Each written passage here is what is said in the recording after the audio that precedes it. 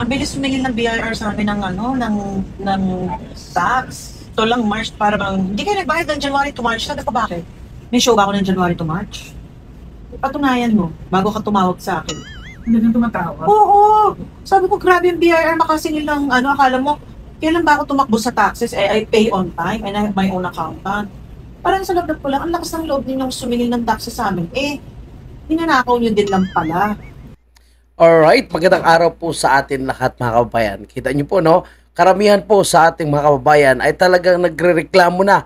So yung mga hindi nagrereklamo sa pagbayad ng buwis ngayon ay itong nakaupo na lang sa gobyerno at nakikinabang sa pagnanakaw ng gobyerno ni Bongbong Marcos. Kita niyo naman, hindi lang po mga negosyante kundi kulalang mga artista ngayon ay talagang pinipressure na po sila ng BIR ng administrasyon ni Bongbong Marcos. At kahit po, kaya nito, si Miss Dina, na wala naman po siyang show pala, pero pilit po siyang sinisingil ng taga-BIR. Ibig sabihin, ay talagang kailangan na po nilang makakolek ng napakalaking pera. Pero anong nangyari po mga kababayan? Agaya ng sinasabi ni Miss Dina, ay ninanakaw lang po ng gobyerno na pinamumunuan ng isang Bongbong Marcos, Martin Romualdez, and Lisa Tanas. Mga kababayan, yan po ay isa sa ating mga pag-uusapan, itong matitinding korupsyon na walang katapusan, mga kababayan po natin. At wala talagang pagpapahalaga at pagmamahal ang gobyerno ni Marcos Jr. sa ating mga Pilipino. Imagine nyo po ha, sila po ay sobra po silang gumastos ng pera ng gobyerno at kung ano-ano pa, no, may paduran-duran pa po sila, may pa-travel-travel, may pa-party-party, may pa-concert-concert. So hindi nila iniisip na yan lahat ay pera ng taong bayan. Samantala, ngayon gusto nilang i-insist sa sambayan ng Pilipino na dapat pagkasyahin sa Noche Buena ang 500 pesos. Yan daw po ang sinabi nila. And kaya daw po ito ng ordinaryong Pilipino, 500 pesos sa Noche Buena. So maraming nag-react at nagalit dahil imposible po ito kahit pa sa isa o dalawang anak, mga kababayan. And bago po tayo magdako pa sa ibang mga topic po natin, ito po ang nakakalungkot na balita. Alam ko marami po sa atin ang hindi po matanggap ang desisyon ng ICC, pero ganun pa rin mga kababayan po natin ay nagpalabas na rin ng official statement yung pamilya ni Tatay Digong na tinatanggap po nila yung pag-reject ng ICC ng kanyang interim release. Kaya palagay ko, siguro hindi na po nagpakita si Tatay Digong at sinabi niyang abogado niya na lang yung haharap dahil baka may nakatimbre na po sa kanya na hindi naman talaga ma-approve ang kanyang interim release. Noon pa man, mga kababayan natin, sinasabi ko yan, na hindi talaga mabibigyan ng interim release si Tatay Digong hanggat si Bongbong Marcos ang nakaupo sa pwesto. Dahil sabi nga noon pa man, mga abogado ni Tatay Digong, si Bongbong Marcos ang nagpadala sa ICC. So, bakit niya po ito i-release? Ngayon mga kababayan po natin, sa hindi magandang balita para sa lahat na nagmamahal sa kay Tatay Digong, abay nagsiselebrate po ngayon itong mga kakamping at itong mga tanga-lista. So tuwang-tuwa po sila, lalo na po itong mga makakaliwa, no? At yung mga paring demonyo, tuwang-tuwa po sila dahil hindi daw po napagbigyan ang interim release ni Presidente Duterte. Okay, pero sana po mga kababayan natin, yung mga taong ito na natutuwa po, wag sana sila magreklamo kung ang kanilang anak, pamilya o sino man, yung kanilang kapamilya ay mabiktima po ng mga adik. Dahil tandaan natin mga kababayan, sa panahon ni Presidente Duterte, yung mga adik ay takot na sapagkat sila po ay tinutukhang kung hindi sila magbabago, may iba po na mangyayari sa kanila. So, kaya, yung mga adik, takot. Pero sa panahon ngayon, italamak na nga po. Kahit saan ka magpunta, kahit saan ka magtanong, lagi nilang sinasabi na bumalik na naman yung mga dating adik na nagbagong buhay na nung panahon ni Presidente Duterte. Kaya sabihin natin sa kanila kung may mabibiktima ng adik sa mga pamilya ng Pinklawan, Tanga-lista at itong mga makakaliwa, o sige, ipagpapatuloy nyo po dahil mas natutuwa kayo na yung taong lumalaban sa droga at talagang gustong wakasan ang talamak na droga sa ating bansa, wala itong mga adik, itong mga gumagamit ng illegal na droga, pinakulong nyo, At ngayon, tuwang-tuwa kayo na hindi na-approve yung kanyang interim release, di tanggapin nyo kung ano man ang mangyari sa inyong pamilya. Dahil tandaan natin, sa bawat isang gumagamit ng droga, libo po yung kanyang napiperwisyo. Okay, mga kababayan po natin, ipagpapatuloy natin ang video. Kung galit po itong si Miss B dahil po sa matinding corruption na nangyayari sa ating bansa at pinipressure po sila ng BIR ngayon. Actually, hindi lang po itong mga artista ang pinipressure. May mga nakausap po tayo sa Chinese community, no, na sinasabi nila talagang iniisa-isa po ang kanilang pwesto at pilit po sila sinisingil ng PIR at may mga karagdagang pang sinisingil. So, napipressure po sila dahil talagang sa totoo lang, no, wala namang pera ang ating gobyerno dahil walang investors na pumapasok. Kaya ang binabanatan nila ngayon ay mga lokal na nagtatrabaho at yung mga medyo malalaki ang kita ay iniisa-isa nila, mga kababayan, para makolekta ng mga napapakalaking buwis. Yun nga, mapupunta lang sa pagnanakaw at ginagastos parang gobyerno sa pagpapakulong sa ating dating presidente. At hindi lang po yan, ginagastos din po nila para bayaran po yung mga nasa pwesto, yung kanilang tinuturing nila na kanilang kaalyado, syempre, no, para hindi po sila ilaglag at patuloy po na maging sunod-sunuran sa kanilang kagustuhan. At kasama rin po sa binayad nila para i-impeach itong si Vice President Sara. At now, nakikita natin, kasama rin sa ginagamit nila sa panggigipit ng mga opposition. At hindi lang po yun, mga kabayan po natin. Kasama rin po yan sa binabayad sa mga pulis kasundaluhan upang tanggapin na lang ang sinabi ni Amy Marcos na bangag or adik itong si Bongbong Marcos. Tingnan nyo ngayon, mga kababayan natin. Dumalo daw po itong si Bongbong Marcos sa hapunan kasama ang Armed Forces of the Philippines ngayong Biyernes po, November 28. Ilang araw ito bago ang nakatakdang anti-corruption rally sa Linggo. So malinaw po, mga kababayan po natin, na ito po ay isang loyalty check. So mukhang iniisa-isa po ni Bongbong Marcos ang mga kasundaluhan po natin at mukhang pinangakuan. Wag lang po siya ilaglag. Kaya ang tanong natin, no, ilang malita ang kanyang pinangako para lang magiging tapat itong mga kasundaluhan na ito sa kanya at tanggapin na lang ang kanilang pagnanakaw at ang kanyang pagiging adik. Sabi po ng kanyang kapatid, adik niya at ang kanyang pamilya, mga kabayan natin. So, palagay niyo, mga kabayan natin, kasya po ba yung 500 pesos na Noche Buena? Siguro pakinggan natin sa taga-DTI siguro. Kasya po ba ang 500? Hindi lang pala taga-DTI, no? Kundi dito po sa Locaret na si Claire Castro. Tingnan natin ang kanilang opinion. Kasi kasya daw yung 500. Anong mabibili nila sa 500 para sa Noche Buena? Tingnan natin. Personal ko, kung magkukompute ako, kung bibili ako ng 1 kilo na ham na mumurahin, hindi yung may brand, pwede. So ham lang, ihanda ni Claire Castro. Tapos tatawa. Ham lang. Wala po si spaghetti. So ham na lang. So ganyan po sila. Ganyan po kababa yung pagtingin ng gobyerno ni Marcos Jr. para sa ating mga Pilipino. Depende kasi. Depende yan eh. Kung anong bibilin mo. Ano ba ang balak mo? Kasi di ba may nabibili naman na nakapack na yung pang chop suey. Diba? Tawang-tuwa pa, no? Ganyan po sila kabastos para sa mga ordinaryong Pilipino. Pinagtatawanan pa. Alam mo, seryosong bagay ito eh. Kasi parang pinagmamalit nyo, oy, ganyan lang yung kaya nyo kainin. Ganyan lang kayang budget nyo dahil mahirap kayo. Parang ganun ang gusto nilang palabasin. Mura lang yun. Tapos bumili ka ng bihon, toyo. Pero ma'am, tama po ba na 500 na. Tapos tuwang-tuwa. Pwede dapat pala yung mga nasa palasyo, sa Palasyo de Polvoron, dapat 500 lang igagastos nyo sa mga party nyo dyan. Diba? Sa mga gala-gala nyo dyan. 500 lang. Iputya yun na. Pag-order nga kayo ng Alaskan King Crab, magkano yun? Kano Alaskan King Crab? 5,000 per kilo. Dapat pagkasyahin yung 500, lalo na po ngayon na nakaranas po ang bansa ng kalamidad. Ulit-ulit, kung dapat pagkasyahin. Pagkasyahin yung 500 na pang Noche Buena, lalo na nakaranas ng... At ito ba yung kwentuhan na lang tayo? Depende, kasi kung yun lang naman ang kaya ko. At kaya ko namang tumingin sa mga may discount.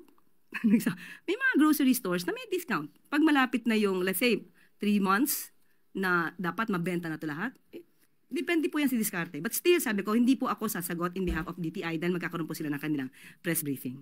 Thank you po, ma'am. Thank you.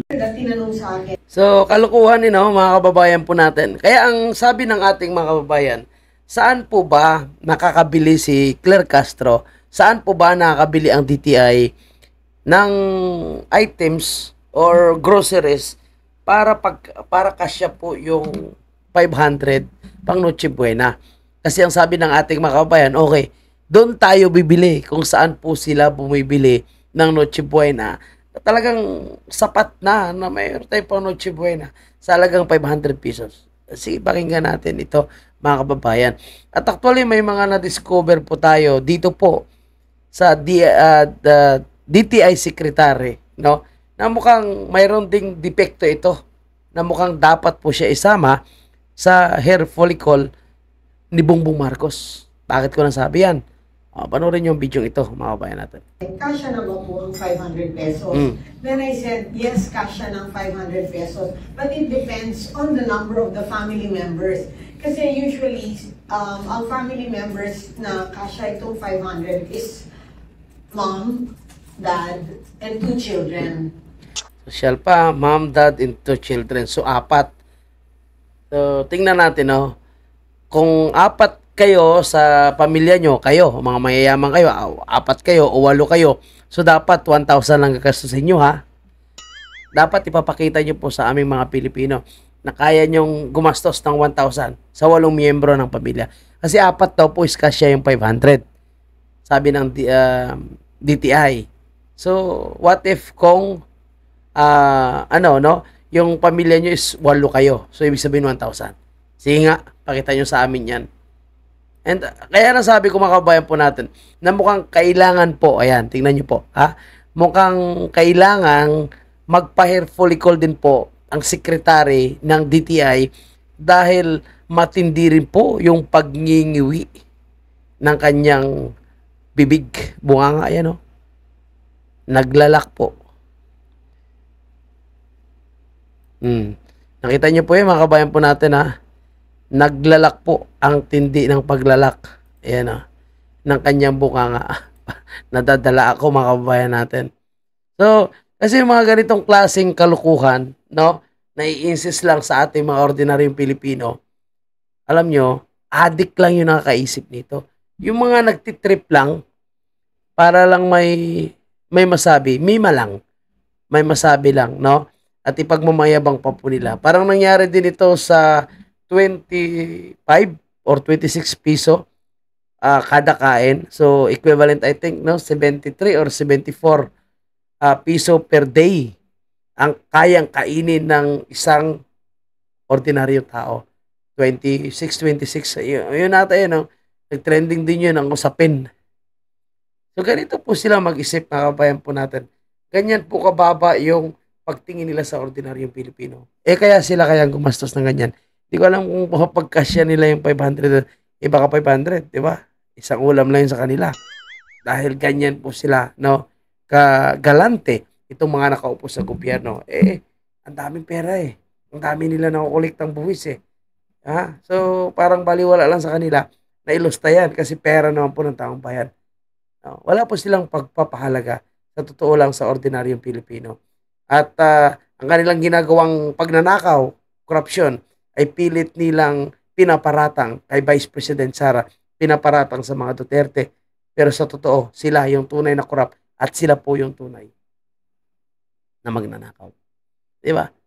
So, punta tayo dito sa pangalawang topic natin, mga kabayan natin. Na yung sabi nga natin, no? Mukhang ang Armed Forces of the Philippines ay talagang kontrolado na ni Bongbong Marcos. So, nagkaroon po sila ng loyalty check. So, may hapunan po sila. Siyempre, pag may hapunan, may mga pinangako yan. Kung si Martin Romualdez noon ay patawag-tawag and si Saldico ay patawag-tawag dito po sa mga official ng Armed Forces of the Philippines, ito kay Bongbong Marcos, lahat sila pinatawag. So, alam nyo nang ibig sabihin, no? Gusto ni Marcos Jr. makasigurado na lahat sila ay maging loyal sa kanila. Alam niyo naman may mga sumasabog na balita na mga kababayan po natin, magkakaroon nga ng kudita ngayong hindi naman natin sinasabing 30, kundi may bali-balita. So mukhang naalarma na itong si Bongbong Marcos at talagang nanginig kaya nagpatawag. So anong sabi po ng Armed Forces of the Philippines? No? Maging loyal daw po sila kay Bongbong Marcos bilang sundalo ni Bongbong Marcos. Grabe. Kapal ng pagmumukha mga kabayan po natin. No? Dapat maging loyal po sila sa konstitusyon at sa taong bayan, hindi po kay Bongbong Marcos. To personally express our heartfelt appreciation, a simple thank you may not fully capture the depth of our gratitude for your dedication and love for our soldier. But as our return, sir, we assure you that our soldier remain highly professional, disciplined, solid, united in purpose, and undivided in service to the nation. We reaffirm our pledge of unwavering allegiance to the flag, to the Constitution, and to the duly constituted authority, and that is you as our Commander-in-Chief, sir. O yan, maging loyal daw po sila kay Bongbong Marcos bilang Commander-in-Chief. Kahit na binulgar na ni Amy Marcos na ang kanilang Commander-in-Chief ay isang adik. Grabe. Nagpalakpakan. And we always full adherence to the role of law. We continue to advocate for the professionalization of our soldiers and fully support the government's campaign to end internal security challenges and defend our country and any external threats. We remain apolitical and fully committed to promoting unity among the Filipino people. Paano magkakaroon ng unity? Di ba? Ang taong nagbigay sa inyo ng dobling sahod, ang taong ginawa ang lahat para magkaroon ng peace and order ang ating bansa, nilabanan ng korupsyon, droga at krimen, ipinakulong ng taong ito. So, paano po magkaroon ng unity? Siya po yung nagdi-divide sa mga Pilipino. Kaya galit ang mga Pilipino dahil siya rin ang gumawa ng napakatinding korupsyon. So, bakit niyo po ito pinoprotektahan? Our beloved President, sir, our Commander-in-Chief, ang inyong kasundaluhan ay... Ang inyong kasundaluhan, pakinggan nyo itong sinasabi ng tagapagsalita ha. Our beloved President, sir, our Commander-in-Chief, ang inyong kasundaluhan ay kasama nyo para sa tunay na pagbabago tungo sa isang bagong Pilipinas. Ang inyong kasundaluhan, wow. So, meaning inaamin nyo ngayon, sir, na kayo po ay kasundaluhan ni Bongbong Marcos. So, kaya sabi ko po sa post ko sa aking Facebook, no, na mukhang wala po tayong maasahan sa kasundaluhan sapagkat sila po ay inaamin na sila po ay kasundaluhan ni Bongbong Marcos at magiging loyal. Patay tayo dyan, mga kabayan natin. Patay tayo dyan kung ganito po yung sinasabi ng ating mga kasundaluhan. Grabe po. Tingnan nyo po mga kabayan natin. Oh. Pati yung pondo ng PhilHealth nawawala. Ibang klase po. Talamak yung drug at corruption. Yung mga kaliwang grupo no, na mamayagpag. Ibang klase po. More than 100,000 din ng ating mga trabahante, particularly po sa construction ay nawalan ng trabaho. More than 100,000. So, saan ito ngayon magtatrabaho? Ano yung papakain nila ngayon sa kanilang pamilya? Kaya talagang magiging talamak ang bintahan ng drug at krimen dahil sa kawalan ng trabaho. Kasi nga, dahil sa kagawa nila na matinding korupsyon, mga kababayan pa natin. Dahil sa matinding korupsyon. Ang lupit, no? Can you imagine kung gaano kalaki po yung mga in-insert, pilit na in-insert ni Bongbong Marcos, Sandro Marcos, at lahat po sila. Ito ay Sandro Marcos, oh. Talagang nasa dugo po nilang pagiging magnanakaw. So bakit ipipilit mo itong insertion na ito na napakalaki? Na halos mahigit 50 billion. Hindi milyon ha. 50 billion mahigit. Bakit mo ito pinipilit? Kung wala kang masamang intention. Meron na pong National Expenditure Program na inaprobahan ng Presidente at ng DBM na nag-resign na ngayon dahil sabit nga eh. Bakit kailangan pa mag-insist nito? So talagang mayroon po silang mga pinaplano. Kaya itong si Bongbong Marcos, kahit sinasabi niya na isasabit niya ang kanyang sarili sa investigation ng ICI, wala na pong maniniwala dyan. Dahil ang ICI ay binuo ni Bongbong Marcos. So sino pang tao yung maniniwala? Tingnan mo kung gaano karaming pera talaga. No? Bilyon-bilyon yung ating pinag-uusapan. Ha? Si Alcantara ay nagbalik ng 110 million. Tingnan nyo po kung gaano karaming pera yan. So palagay nyo, no? Ito ay mababalik sa taong bayan. Palagay nyo, no? Hindi nila ito nanakawin. Kasi, paano magtitiwala ang taong bayan? Binalik nga ang magnanakaw, binalik yung pera doon din sa magnanakaw. Dahil lahat po sila na nakaupo ngayon sa gobyerno ay involved sa anomalya ng matinding corruption. The biggest corruption in the history of the Philippines. So binalik mo sa kanila, tingnan mo, no, nanlalaki yung mata ng gigigil, 110 million nila pagsalamisa. Ganyang kalaki po yung kanilang pinagnanakaw. Hindi lang po yan yung mali-maleta pa na sinasabi po nitong si Saldico. Kaya napadala nila si President Duterte sa dahig. Ngayon napapasunod nila yung kasundaluhan, na-impeach sila si Pipi Sara, no? Nagiging hari po sila dahil po sa pera ng taong bayan at hindi po nila napagawa sa proyekto. Tapos kung may mabaha, may manamatayan, magkano ibibigay? 5,000, 10,000 lang. No? Zero billings, hindi naman totoo. Hihingi sa kanila ng assistant, hindi naman ganun kabilis yung action. Kaya ang tanong ng taong bayan, itong mga pera na isasauli, paano po makakasigurado na ito ay magagamit po sa proyekto? Lalo na ngayon, walang budget ang para sa flood control. So kung hindi binadgetan ang flood control, so malamang, hindi po tayo magiging kampante na wala ng baha. Dahil walang pinagawa ng mga bagong flood control. Ang sinasabi ni Bongbong Marcos na uplan kontra baha, ito po ay hindi naman totoo. At maghuhukay lang. So walang mga ipapagawa para kontrolin, no? Para i-minimize yung pagbaha sa ating buong bansa. Diba? So, walang budget. Tapos, pinasok nila sa Department of Education. Tapos, ang sekretary ngayon na si Angara, may sinasabing may 5 bagman na talagang ma-impluwensya at sila po ay kumita rin dito sa iba't ibang proyekto ng gobyerno.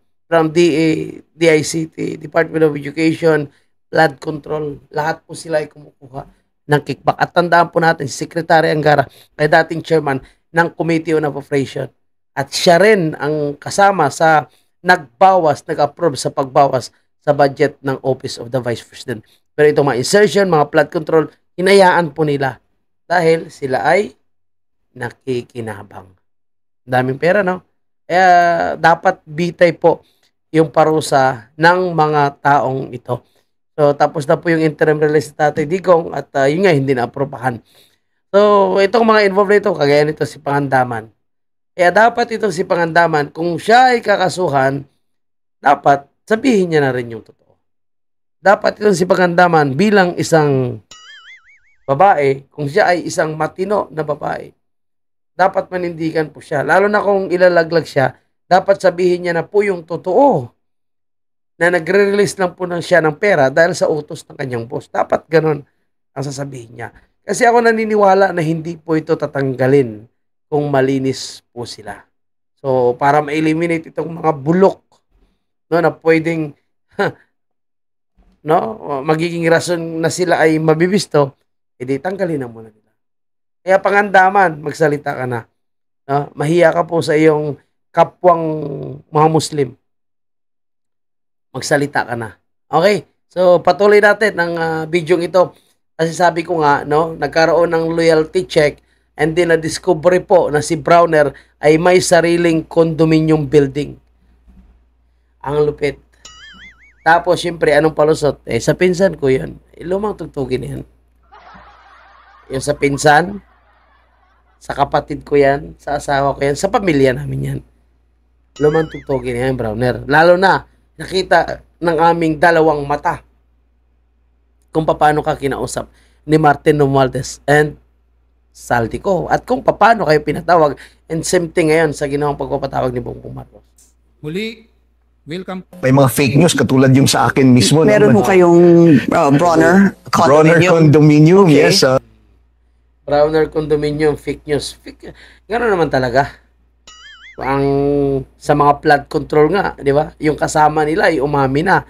Sabihin na fake news yan, AI yan, sinungaling yan. Ikaw pa kaya?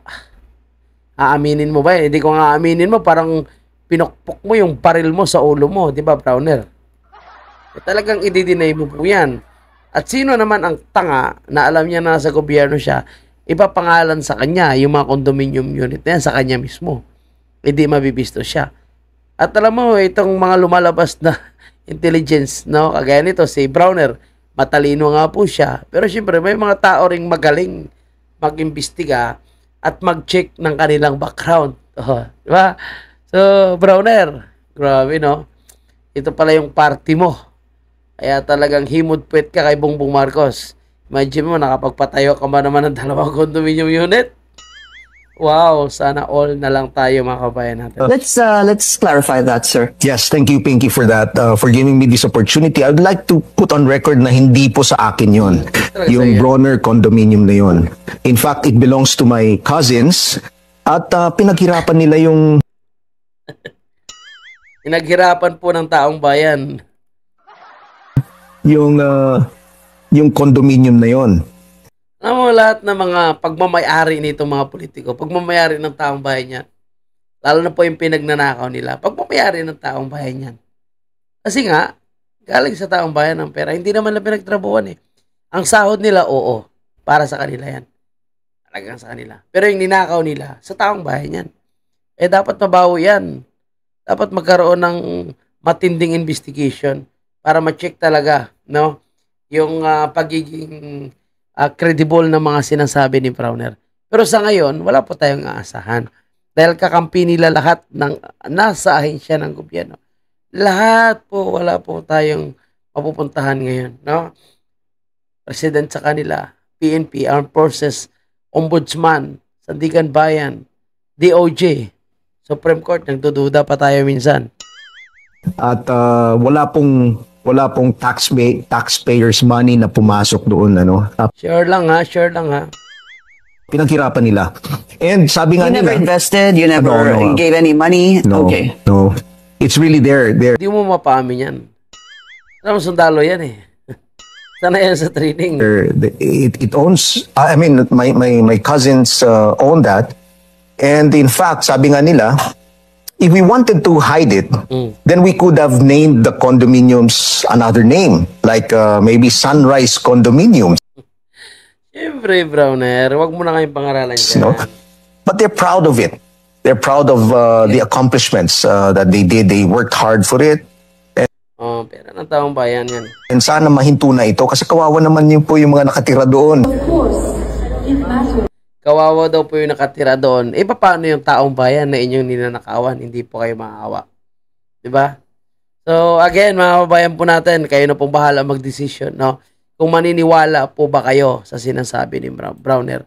Eh, ako hindi ako naniniwala dyan, sa totoo lang. Ako personal opinion ko kasi pwede tayo magkaiba ng opinion. Although ako yung nagsasalita, ako yung nagbibigay ng komentares. So, hindi naman ibig sabihin na lahat po na sinasabi ko ay papaboran nyo. May mga ronde na kukontrahin nyo. Kaya sa pagkakataong ito, maniniwala po ba kayo? Ibibigay ko po sa inyong kasagutan. No? At pwede nyo po ilagay dyan sa comment section. Maniniwala po ba kayo na walang kinalaman doon si Browner? So, ano man yung sagot, ilagay nyo po sa ating comment section, mga kabayan. And ang Korte Suprema, ito breaking news po ito.